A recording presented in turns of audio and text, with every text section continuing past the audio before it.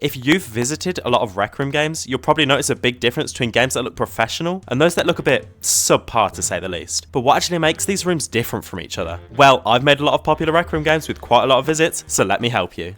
Okay, Mr. Fancy Pants, no need to brag. Who are you? I'm you, dingus. You're having delusions again.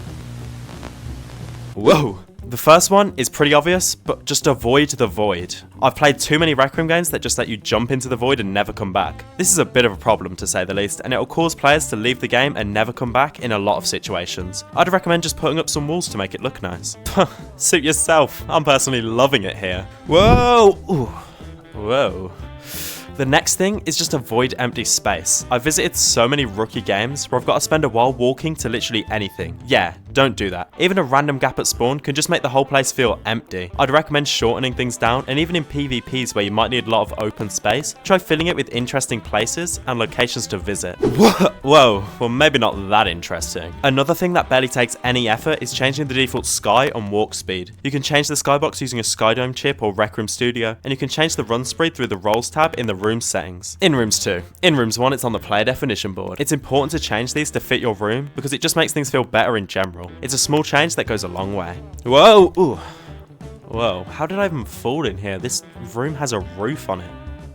Anyway, here's one that's pretty obvious. I've seen a few games that don't do this though. Move the spawn point to somewhere that makes sense. And on top of that, make sure the players know exactly what to do from spawn. I don't know about you, but I've spawned in some rooms before and had no idea what I was doing or where I was meant to go. It can be annoying for players and it might make them leave altogether. Sounds like a bit of a skill issue to me. I'm sorry, can you just leave me alone? I'm trying to record a video here. Dude, you're literally the one editing me into the video. Alright, fourth wall breaks are where I draw the line. Get over here. Huh? Oh, sorry, I thought I saw something. Anyway, here's a big one, the thumbnail. This is the picture that players will see when looking through the rooms tab or searching for it. Now, here are a few things to keep in mind when making your thumbnail. 1. Fill up the space. A lot of thumbnails leave a bunch of space around the edges, but that just makes it harder to read on smaller screens. And 2. Make it colourful and bold. The thumbnail's going to be next to a bunch of others, so you've got to make it stand out.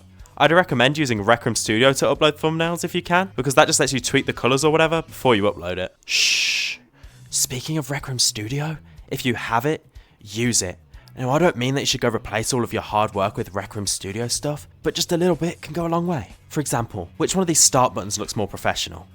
Exactly. Small touches like this can elevate your game to the next level. RecRoom Studio provides a lot of different tools for creators, so maybe check it out if you can. There you are. Get over it! No. Alright, now that purple shirted imposter is gone, here's a little gift for all of you guys who've played Sword Stars. Go to the credits, click on Hat Kid, and you'll get a couple extra coins as a little thank you for watching. And hey, if you're enjoying this video, make sure to subscribe. I'm trying to get verified in RecRoom, and you need at least 5,000 subs for that, so thanks to everyone who subscribed. And if I'm verified, then everyone will know I'm real, and there'll be no more imposters. Alright, last tip. Use sound effects for everything. For example, here's the gun in a game that I'm working on. Here's what it sounds like with sound. And here's what it sounds like without sound. See how much of a difference that makes? Yeah, it's like night and day. The same also applies to background music. Just make sure that you have the rights for everything that you own. I've learned that one before. I'll link the Creative Commons music library down below so you can get some new music that you can legally use. Gotta go!